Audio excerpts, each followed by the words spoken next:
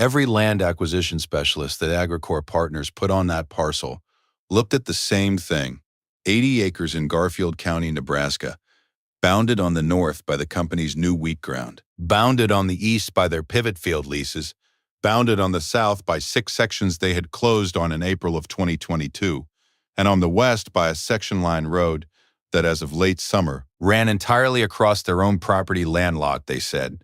Every one of them, they were not wrong about the geometry. They had aerial maps, title abstracts, and a water resource consultant from Lincoln who had driven out twice. They had done the work. They had done almost all of it. The particular thing they had not done was pull the prior appropriation filings at the Nebraska Department of Natural Resources going back before 1990, because nothing in their process required it, and the process had been right about everything else. There is a kind of mistake that only gets made by careful people. You follow the thorough path all the way to the end, and you stop because you've arrived somewhere that looks complete. You don't go back and check the small door you passed 3 years earlier because the main path went somewhere real and reasonable. AgriCorp's team had found the aquifer data, found the parcel configuration, found what looked like a clean path to 7,000 acres of productive Nebraska ground. The thing they had not found was a filing from 1982 in the name of a man who had been dead for 3 years. This is the thing they forgot to check. There's something about a person who doesn't have to explain themselves. If you know what I mean, you'll know why this story is worth your time.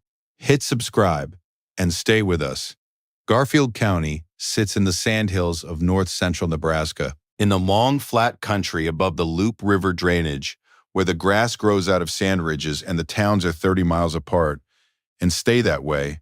Wheeler is the county seat. It has a grain elevator, a Casey's, a hardware store that has been in the same family since 1978, and one attorney who does land transactions and wills and not much else.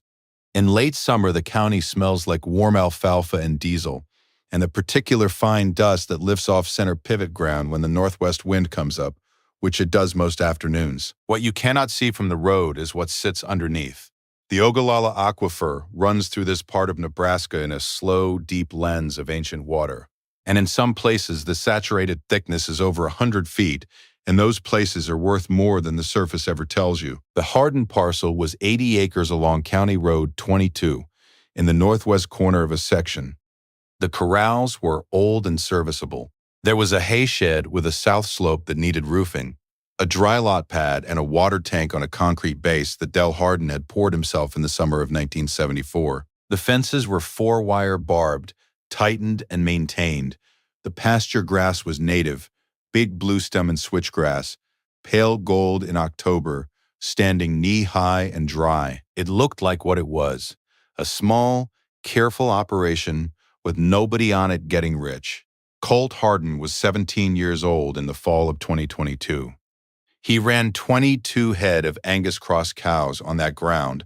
He had taken over the operation in the spring of 2019, after his grandfather Del died in March of that year, at 78 years old, after a short illness that Del had not made much of. The land came to Colt in a will that surprised exactly one person: Colt's uncle, who had expected it and did not receive it, and the surprise had been discussed around Wheeler for a while, and then it hadn't. The way things stop being discussed when nothing changes. Colt drove a 2008 Ford F-250 that had belonged to Del, dark green, 187,000 miles on the frame. He kept records in a 3-ring binder. He did not have a data plan on his phone. He had finished school early, seen no reason to keep going, and the county understood this about him without anyone saying so out loud. Not loud. Not proud. Just working, steady, Tuesday to Tuesday, the way the Hardins had always done it. Agri Corp Partners was not from there. They were registered in Delaware and operated out of an office in Omaha and had been assembling ground in north-central Nebraska since 2020. Their acquisition team was experienced. They had an agronomist, a landman who had been doing title work in Nebraska for 26 years, and the water consultant from Lincoln, a man named Dale Presser, who had mapped the Sandhills Aquifer sections from Blaine County to Rock County and knew the saturated thickness figures the way a dentist knows the order of teeth. They were not guessing. They were executing a plan that had worked in 4 other counties without a complication. Over 18 months, they assembled 7,240 acres in and around Garfield County. Every seller was an aging operator with no heir in the business, or an absentee landowner 3 states away, or an estate that needed to move. The price was fair each time. Nobody pushed back. It was good work, done well, and the 80-acre hardened parcel at the center of it was an afterthought. A small irregularity that would be absorbed once the boy came to his senses about the math. An isolated parcel with no access, no neighbors left to sell to, and a 17-year-old operator with a thin bank account. The math wasn't complicated, they just needed to give him a number and wait. Dale Presser had flagged the hardened ground in 2021 during the aquifer mapping phase. The saturated thickness under those 80 acres ran to about 140 feet, which in that part of Nebraska is considered good. Agro Corp's plan called for 12 center pivot installations across the assembled acreage. The well permit applications were already drafted when the last surrounding parcel closed. The operation would irrigate corn and winter wheat across roughly 3,800 acres of pivots. The economics required the water. They had not required anyone to pull the prior appropriation records going back to 1982. Colt found out about the acquisition the way you find things out in Garfield County, in pieces and not from the involved parties. He noticed the survey stakes on the north side of his pasture on a morning in July of 2022, orange plastic flags on steel rods, in a line he didn't recognize. That had not been there the week before. Then a letter came from an Omaha law firm with a stylized wheat stalk on the letterhead, informing him that Agro Corp partners had completed the purchase of the surrounding parcels and wished to discuss a voluntary and mutually beneficial land consolidation arrangement. There was a direct line for a man named Ron Schacht. He showed it to Ellis Prue, who was 64 years old, and ran a cow-calf operation 6 miles north and had been the closest thing to a mentor Colt had since Dell died. Ellis read the letter twice, set it on the hood of his truck. He looked across the road for a while. He had seen this kind before, not this specific thing. The way a certain kind of letter arrives, and the company is always polite, and the offer is always reasonable, and the number goes up once, and then it doesn't go up again. He said Colt should get the original deed paperwork and read it before he answered anybody. That was all he said, and then he was quiet for 10 minutes, which was his way of indicating that was the complete advice. The documents were in Dell's fireproof filing cabinet, which Colt had moved from the machine shed to his mother's barn after the funeral. The folders were sorted by year, labeled in Dell's left-leaning handwriting. Colt went through every folder from 1969 to 2003. He found what he needed in a folder marked Easements, 1978. There were 2 documents. He didn't understand the second one at first. He read it twice at his mother's kitchen table, and then he sat there for a while. Dell Hardin had grown up on that ground. His father, Orville, had farmed it before him, and Orville's father before that. Dell had taken over in 1969 when Orville's back finally gave out, and he had run it the same way his father had. Without debt, if he could manage it, without complaint, with his attention on the things that didn't announce themselves as requiring attention. He was not much for talking. Tall and thin most of his adult life, he wore the same canvas work coat from October to April, and a DeKalb seed corn cap that he replaced when it wore through and bought the same style again. He kept a small spiral-bound notebook in his chest pocket, the kind you get in the 3-pack, and he wrote things in it. Not a diary, more like a record of decisions. Why he made them, what they cost, what came of them, the name of a man who had cheated him on a hay deal in 1977, and the amount and the date, and the fact that Dell had never done business with him again and had never needed to explain why to anyone. He had learned to file things from watching what happened when people didn't. A neighbor got squeezed off a piece of ground in 1971 because the neighbor had a verbal understanding about access with the previous owner. And the new owner said he'd never heard of any such understanding, and there was nothing on paper. Verbal. Dell watched that happen and remembered it the way you remember something that happened to someone else and shouldn't have. Another man lost a water dispute in 1986 because the other party had filed and he hadn't. Dell filed everything. Things that seemed obvious, things the attorney said probably didn't need documentation. He paid the recording fees himself and cross-referenced them in a ledger by year and subject, and kept copies in the cabinet under the labeled folders. In October of 1978, he negotiated a deeded access easement with a man named Alvin Krause, who owned the parcels to the west and south of the hardened ground. Dell had been thinking about it for 2 years before he acted. He could see the way the land around him was moving. Parcels being assembled by outside investors, the old neighbors selling out one by one, the names on the mailboxes changing. He understood that if someone ever consolidated the surrounding ground, a gentleman's understanding about the section line road would not hold up. He called Alvin on a Tuesday. They met on a Wednesday. Alvin was a reasonable man with no objection to paper. A notary named Gloria Schreiber, who worked out of Wheeler and had seen everything twice, stamped the document on Thursday. The easement was 30 feet wide, running along the section line road on the west side of the hardened parcel, providing Dell and his heirs and assigns permanent access to the county road for vehicles and for any farm implement in common agricultural use. Dell had written that last phrase in the margin himself because the typed draft said vehicles, and he thought that was too narrow. Alvin initialed the addition.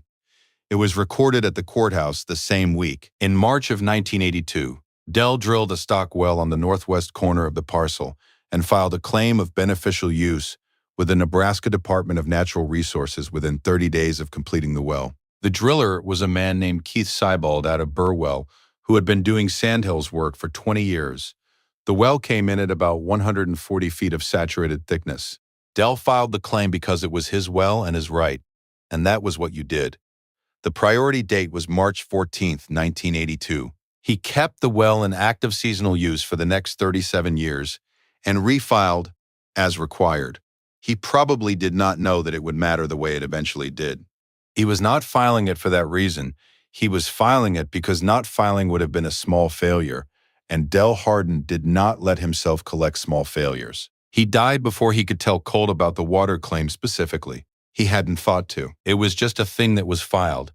Colt brought both documents to Gene Farley, who had been practicing in Wheeler for 31 years and had an office on Main Street that smelled like old paper and coffee. Gene read both documents slowly, set them on his desk, and said, "Well."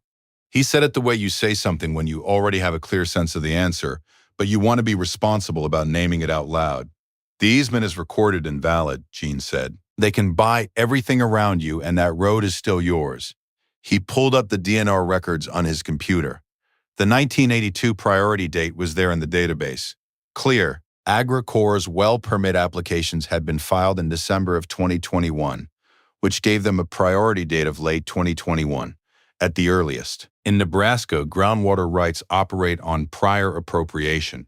First in time, first in right, when a basin approaches its allocated limit, and in dry years, the Sandhills Aquifer came close. Senior priority holders are satisfied before junior ones. Junior permits can be curtailed entirely if the basin can't cover both. Dell Hardin's claim was senior by 39 years. Gene said senior one more time slowly as if he wanted to hear it again before he moved on. Agro Corp's 12 center pivot installations needed water. Without irrigation, 7,000 acres of corn and winter wheat in Garfield County doesn't produce at scale.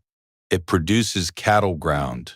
Different economics, different enterprise entirely. The company had built its acquisition plan around an assumption about the water, and at the center of that assumption was a boy with a filing cabinet his grandfather had told him not to throw away. The first meeting was in October of 2022. In Gene's office, Agro Corp sent Ron Schacht, their land acquisition manager, and their outside counsel, a woman named Patricia Bellows from an Omaha firm. They were professional. Schacht had a packet of comparables showing the Hardin parcel was worth between $1,900 and $2,200 per acre. He set it across the table. Colt didn't pick it up. Gene set the easement document and the water claim between them and asked Bellows if she had seen them. She had not. She asked for a moment to review. Gene said, "Take your time." The secretary down the hall was typing something. Schacht looked at the ceiling. Colt looked at his hands. 6 minutes of silence in a small office is a particular kind of silence. Bellows set the papers down. She said she would need to verify the county recording and the DNR priority date independently before she could speak to the substance. Gene said, "Of course." He said the courthouse was 2 blocks north. He pulled up the DNR database on his monitor and turned the screen toward her without saying anything. She said she preferred to verify independently. They left. 3 weeks passed. A water resource consultant drove out from Lincoln and walked the hardened parcel on a Tuesday morning with a soil probe and a GPS unit. He spent 4 hours on the ground. He did not introduce himself. Colt was working fence on the east side when the man arrived and watched him cross the pasture for a while and went back to what he was doing. He had a guess about why the man was there. The guess was right. The second meeting was in November. Bellows brought a second attorney and the hydrogeologist. The offer was $3,600 per acre, $288,000 for the parcel. Schacht said it was a strong offer. He was not wrong about that in the abstract. It was a meaningful number. Gene said his client wasn't interested in selling. Schacht said respectfully that every operator thinks about the long term eventually, and that Agro Corp intended to be responsible neighbors, and that this was a serious offer from a serious company. Colt said he wasn't selling. That was about all he said for the next hour. He watched Gene work. Gene was methodical. He walked through the prior appropriation doctrine in order, cited 3 Nebraska Supreme Court cases by name and year, and slid the DNR confirmation letter across the table. He explained what senior curtailment meant in a dry year. He explained what it meant specifically for 12 center pivot installations running across 3,800 irrigated acres in a basin that had seen 3 dry years in the last 6. The hydrogeologist made a note on his legal pad. Small, careful print. He didn't say what it was. Bellows said they'd take it back to their client. Schacht gathered his papers slowly. He paused before he stood up like a man reworking a calculation he had been certain about. He said quietly that he wasn't entirely sure how this had happened. Gene said it happened in October of 1978, and then again in March of 1982. He said it the way Del Hardin would have said it, without anything extra on it. By February of 2023, Agro Corp had come back with a different kind of document. Not a purchase offer, a water use licensing agreement. The structure was a per-acre fee of $14 per irrigated acre per year, applied during allocation years when senior priority holders had to be satisfied before junior permits could draw. At 12 pivots covering roughly 3,800 irrigated acres, that was $53,200 per year, indexed for inflation on a 5-year schedule, with a 25-year term and renewal options.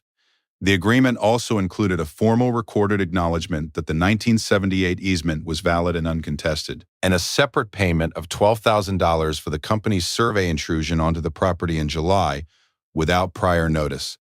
Gene spent 4 hours going through it. He told Colt it was a fair document and that he had seen worse from better companies. Colt asked him what he thought Del would have done.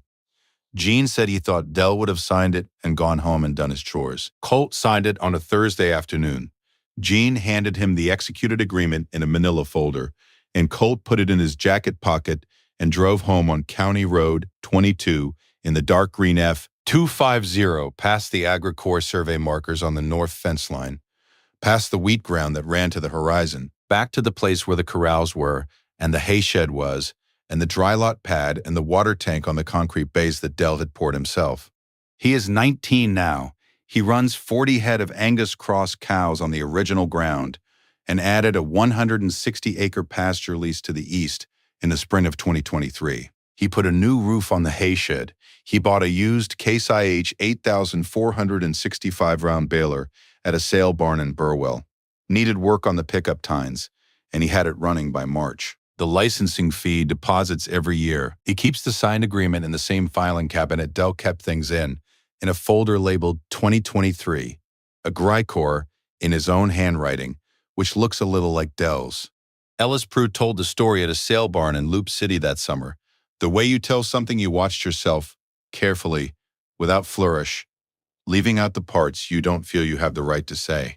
A feeder cattle buyer from Holt County named Walt Strempel was standing next to him. When Ellis got to the part about the 1982 priority date, Walt was quiet for a moment, and then said Del Hardin had been a careful man.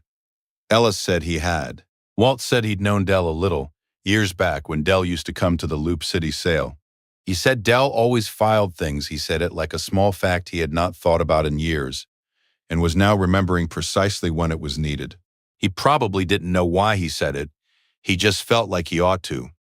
Agro Corp got most of what they came for, 7,000 acres and 12 pivots, and a licensed path to the water they need to run them. They got what they needed because a boy in Garfield County said no, and an attorney in Wheeler said hold on, and a filing cabinet in a barn held 40 years of careful decisions made by a man who understood that the people who come after you will need the paperwork you left them.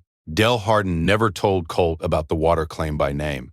He never sat him down and explained prior appropriation doctrine. He just kept the cabinet locked, kept the key on the same ring as the truck key, and made sure Colt knew where it was. That was the whole inheritance. 80 acres and a locked cabinet in the habit of paying the $3 recording fee and going home. Patient isn't quite the right word for what Del did. Careful comes closer. But the word that fits best is something like faithful. Faithful to the land and to whoever would work it after him, and to the idea that the right response to a changing world is to write the important things down, file them in the right place, and trust that the right person will find them when they need to. Colt found them.